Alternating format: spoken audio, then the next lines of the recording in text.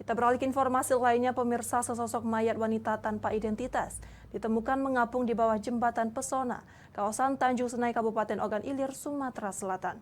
Mayat wanita ini diduga merupakan korban pembunuhan karena di lehernya terdapat luka gorok. Warga di kawasan Tanjung Senai, Indralaya, Kabupaten Ogan Ilir pada Senin malam dihebohkan dengan adanya penemuan sesosok mayat wanita yang mengapung di bawah jembatan Pesona. Mayat wanita tersebut pertama kali ditemukan oleh warga yang sedang asyik berkumpul di atas jembatan menikmati keindahan malam.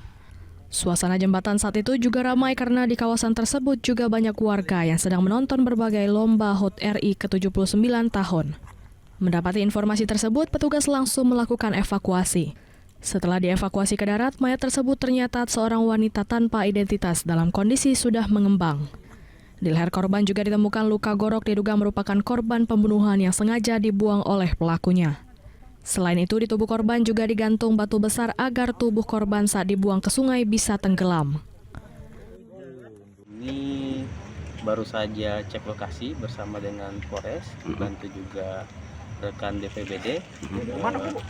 Kemudian kami bawa ke RSUD Tanjung Senai, sementara identifikasi dari rekan ident dan akan dirujuk ke Bayangkara untuk forensik.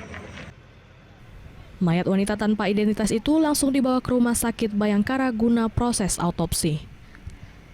Dari Ogan Ilir, Fitriyadi, iNews melaporkan.